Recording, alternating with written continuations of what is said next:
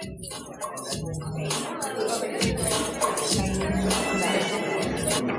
good afternoon. My name is Deborah, and I am an intercultural psychologist and a cultural transition coach. Quite a mouthful, isn't it? How many of you are from here, and how many of you are not from here, are foreigners or expats? Okay, some people don't know. That's good. Okay, so I wanted to know because I would change a little bit the presentation to fit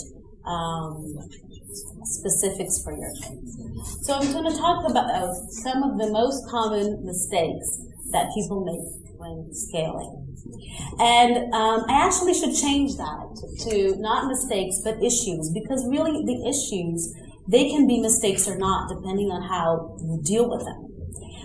The idea here is to give you some food for thought. I don't have truths. I don't have answers. I just have some ideas based on people I have talked to, based on my own experience as an entrepreneur and as a foreigner. So hopefully your questions will help feed the thoughts as well. So let's talk about focus. Focus is a good thing, right?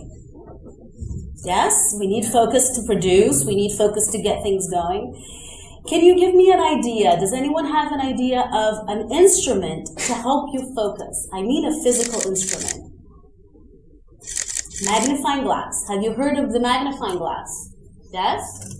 Does it help you focus? Does it help you look things better? Yeah? Have you held a magnifying glass long enough in the sunlight, in energy? What happens?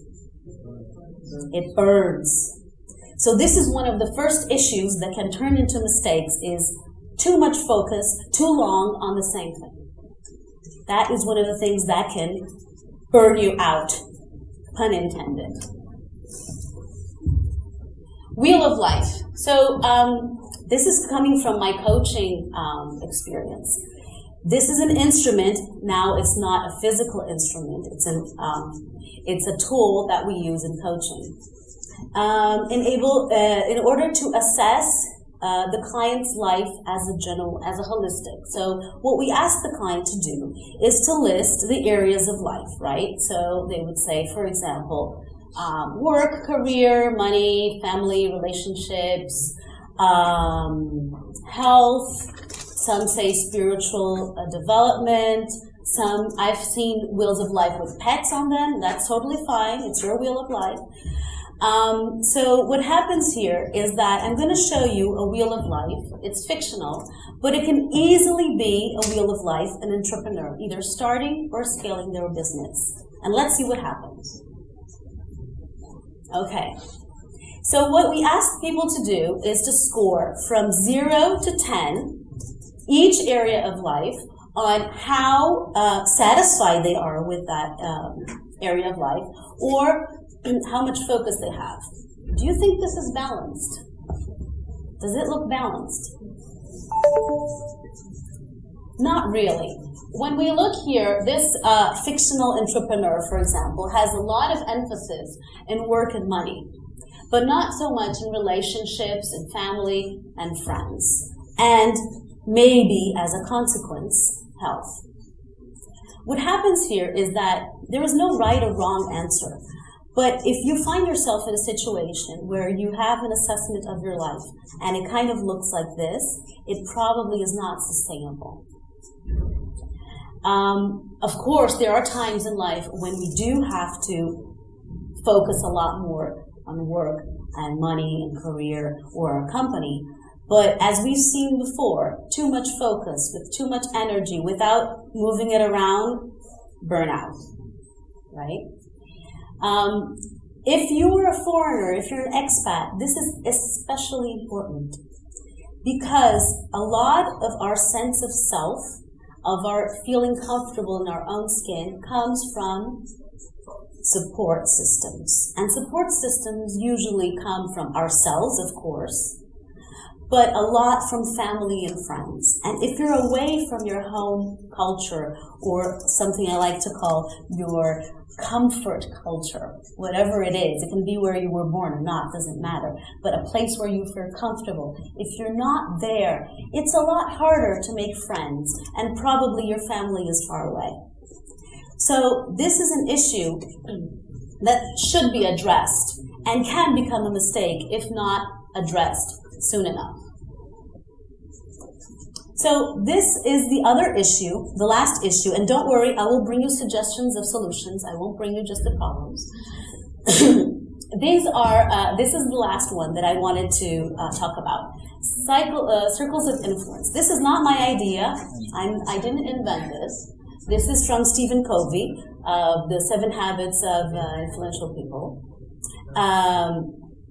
The first circle is what you control. So what I control today is what I wear. I decided to put on heels, knowing that I would have sore feet at the end of the day. But I control that. I suffer the consequences of my own decisions. I can control what I eat, and I can control my thoughts. Many people don't think they can, but you can. And the meditation you did before probably helped you doing that. What else can you control? You can control your own behavior. You can control how you act and react to the world. There's a lot of things you can control, even though we think sometimes we don't.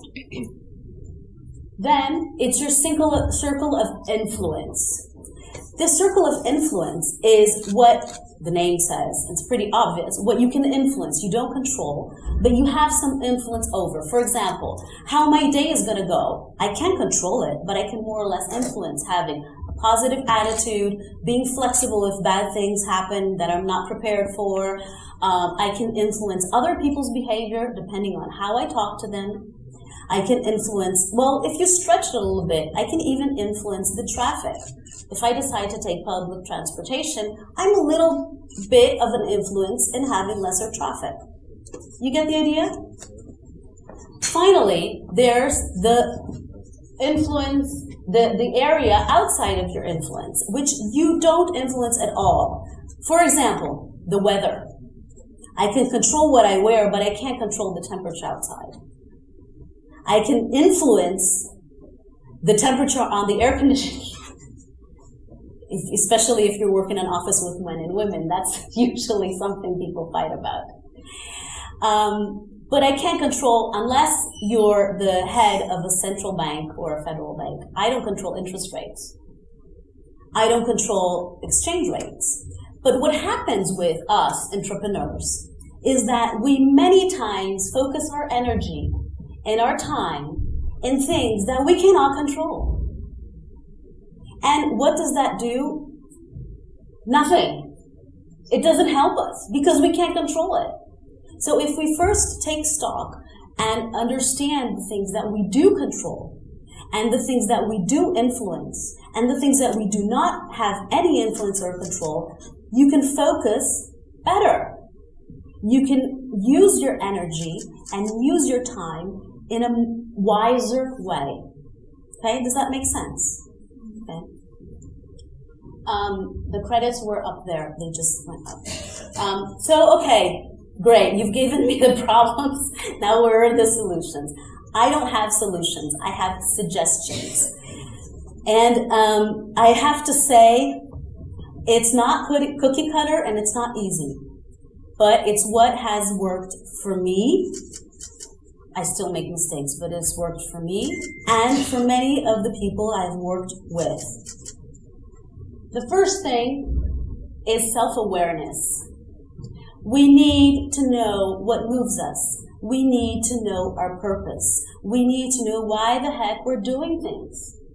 We need to know why our buttons are pushed, who tends to push them, and why are they pushed by these people. We need to understand that. It's not necessarily a pleasant journey inwards, but it's a necessary one, or else it's very hard to get out of an external situation if you don't know how it affects you internally. So that's the first thing that I would say is self-awareness. It's really looking not only inside the mirror, but inside yourself. Then, self-care. And I chose this image with a plant on purpose. Because if you've ever had a plant, you know that there are outdoor plants that need a lot of sunlight, and there are indoor plants that need more shade. That there are plants that need more water, that there are plants that if you put too much water, they will drown. The same with us. So a friend of mine was saying the other day, oh, you know what I love to do to unwind is to jog. And I was like, oh, you cannot catch me dead jogging. That is not me. So whatever works for her as self-care does not work for me. That we go back to a little bit back to self-awareness. So I need to know what works for me. And can I tell you what works for me? Manicure. Those 30 to 40 minutes at a manicure, choosing the color that's going to tone my week is precious. That's the best investment I can make for self-care. Why? Because I've tried other things and they don't give me the same satisfaction. And to be honest, the cost benefit is really good. So when you know what moves you, what works for you, you can actually be more efficient in your own self-care.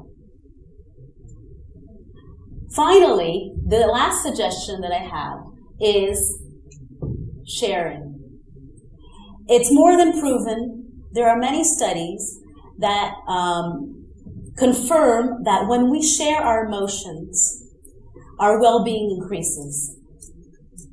We need people that confide in us, and we need people, and I'm seeing this very beautiful gesture here of two probably friends that are giving their hands, and they say, yeah.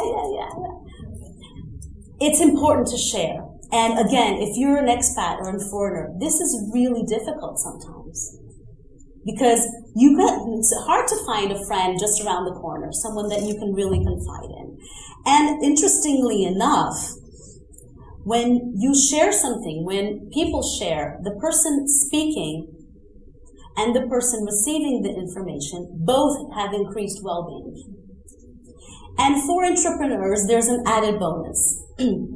How many times have you caught yourself too much, too heavy, too deep in your own head?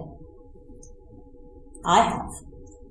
And when you go out and speak to someone, you suddenly say, wow, my life isn't that bad. I'm actually pretty lucky. So, of course, I'm making a joke about it, but it's important to share. And it's important to make time and to make space for this sharing, because sharing comes with time, comes with exchange of emotions and vulnerability. So, just to finish this small presentation, I wanted to share with you 3 learnings that I've had in over 15 years of doing yoga. It's also self-care of mine. I had done yoga and I've been able to transpose some of the learnings into my own life. And it's not very spiritualistic, I'm sorry to say. It's very practical. First, and we've seen this before today, breathe. Breathe, breathe, breathe all the time. When we're nervous, when we're stressed, we tend to either forget to breathe, even if it leads us to death, or breathe very shallow. So, breathe.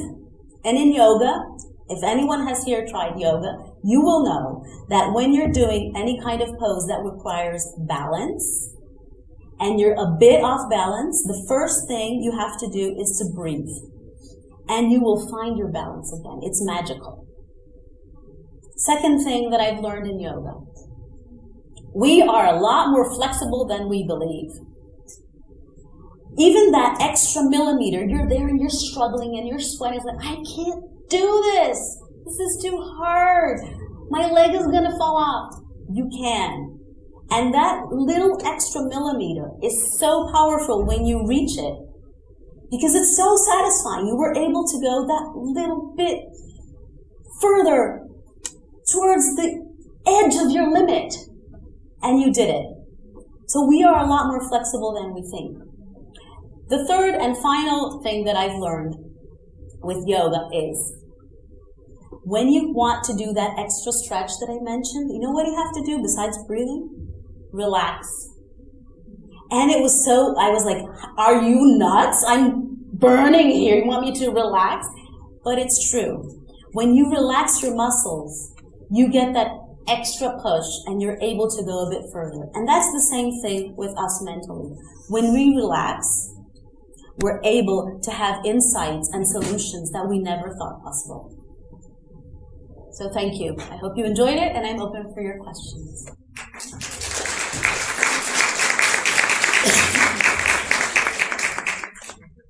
Okay, thank you so much for connecting your personal experience with yoga to also being an entrepreneur. I appreciate that. So I've been a yoga teacher for a couple of years, and I've been practicing for over 10 years. And a question that a lot of people starting to come into this world of self-awareness is, how do I do it? So when you are saying to start going inside and, asking yourself these questions or whatever to try and understand your behaviors, could you give some examples of what that looks like going inside? Because, and I have a hard time explaining this to people as well, but that, for example, my husband, I'm asking, he's new to all of this, and I have trouble explaining to him what, maybe there are some general, inquiries that you ask yourself, such as, why do I do the things I do? But are there any other, general questions that you could give me just to get people's minds, in that space? When you close your eyes and people say, oh, well, think about who you are. But what questions are you actually asking? Yeah, that's a very interesting question. I think the first thing is people want to do it. Really want to do it. Not just, it's be nice to know myself. No, you have to really want to do it, because sometimes it's painful. And I don't think there's a method that fits everyone. For example, I can give you my experience.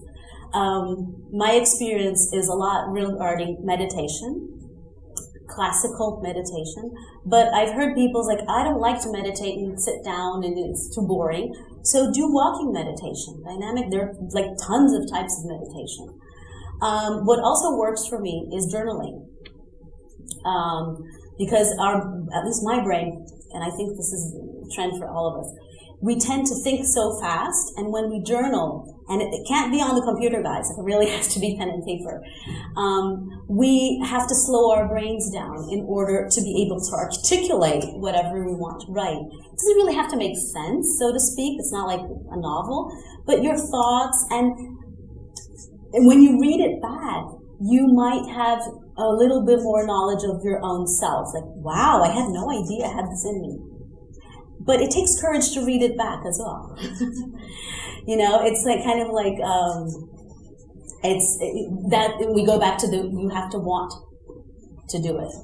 For other people, it's painting.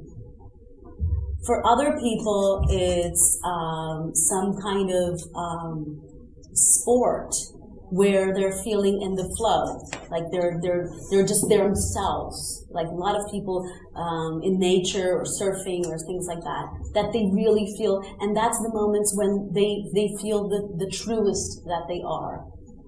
Of course, I think it also depends on your style. People are more mental, people are more intuitive. I would suggest people start trying things and see what works for them. And of course, there might be times in your life when you don't have the luxury of the time of trying a lot of things. So you might start with little, okay, I'm going to journal for 10 minutes. That's it. You don't have to, use a whole notebook every time you write anything down. Or some days it's just random words. I don't know. There's really I don't think there's a really structure to it, but try to find what resonates with your unique style. And again, you have to want to do it. or else it doesn't matter what you do, it'll be superficial. Does that answer your question?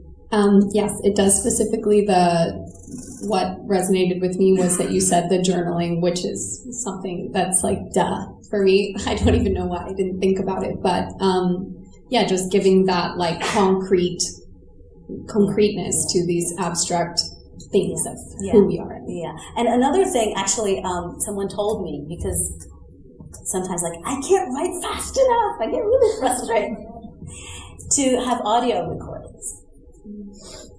That's something that can be done as well, and have your own little private podcast, and then listen to it again, and allow yourself to vent. I don't know, say bad things. No one else besides yourself is going to listen to it. So that's another way of going in deeper inside, looking inwards. Yes, and somehow when you said speaking out loud to yourself, that I got totally afraid that I would never do that, even though I was the only one hearing it. But yeah, another great idea. Thank you. You're welcome. You're welcome. There's one.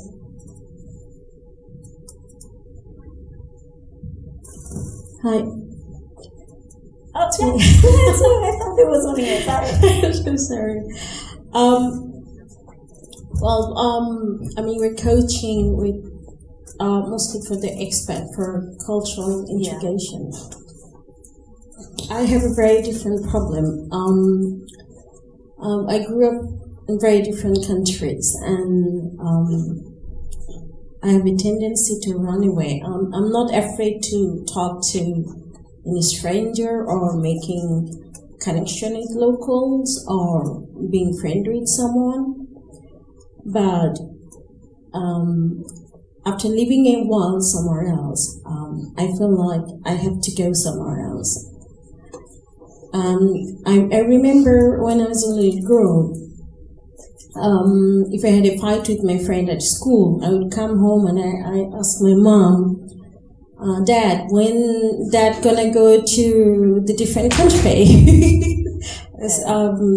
To me, in my thinking, it was like escape way to go somewhere, move, so I don't have to face a lot of things that I'm facing right now. So, do you have any tips for me? Is that a problem for you? I think I'm getting older, and in certain extent, I need to settle somewhere else. Okay. Do you need to, or do you want to? No, I want to. That's important. Right now. That's an important distinction, and that's something that we tend to need to do this. I need to do that. What do we really want? Because that's that's how we energize our goals, is what we really want. And sometimes it's not so obvious. I've had, for example, clients that had an objective and it took them 4 2-hour sessions, 8 hours to clarify their goal. So sometimes it's not what we think it is. But assuming that this is something that you want to change in your life, the first thing I would do is semantically try to change the wording into a positive. What do you want to? You were talking about, I don't want to escape. You were talking about what you don't want. Start to change about what you do want to accomplish. Just change the semantics of the wording of your sentence, and it will help you possibly to get a clearer view of exactly what you want. Does that make sense? Yeah, I would say, to look at in different perspective, that what I want or what it doesn't. Yeah. In a perspective of what you want to accomplish, not of what you want to avoid. Right. Okay? Yes, makes sense. Makes sense? Thank you. Yeah.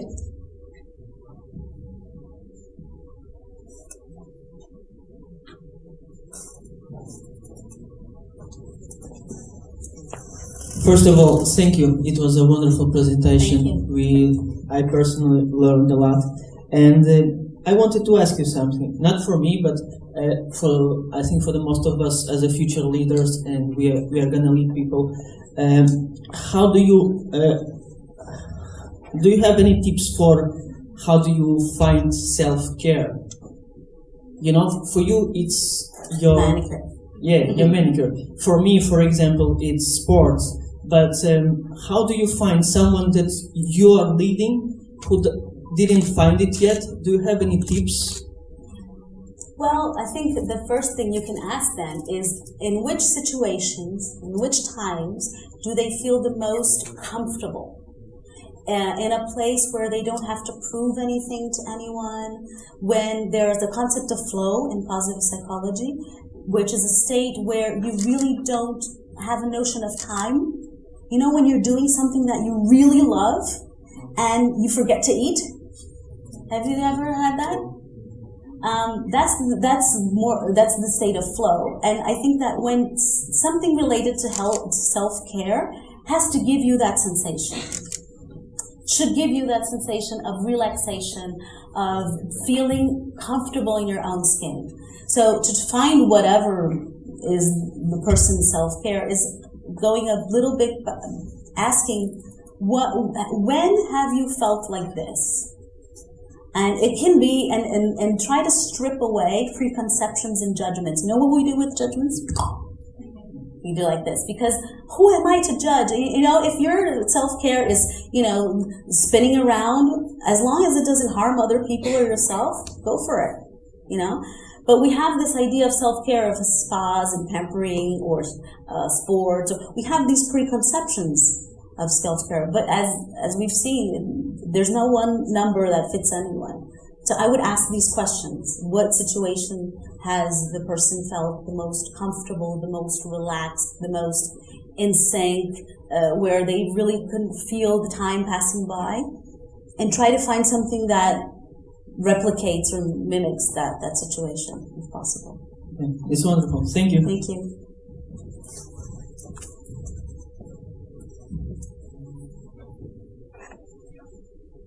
Okay, another one.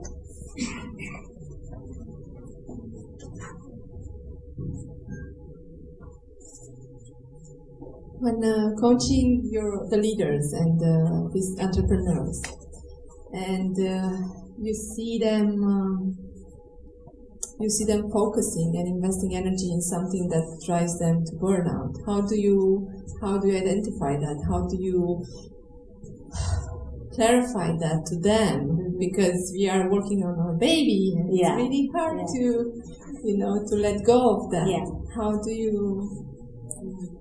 Thank you for your question. I don't do anything. I just ask questions. The client comes to that conclusion. Because what's burnout for me might not be burnout for you or for your neighbor. So my job as a coach is to ask questions. And you will come to the conclusion, or not, that you're in burnout. Or you might even say, you know what? I'm going through a burnout phase. I just need like a quick reset because I have to go back. I don't have the luxury of stopping right now. But you're doing this in awareness. That's the key. You know that it's not sustainable. And even if you decide to burn out, it's a decision. So I don't do anything. I just ask questions. Thank you.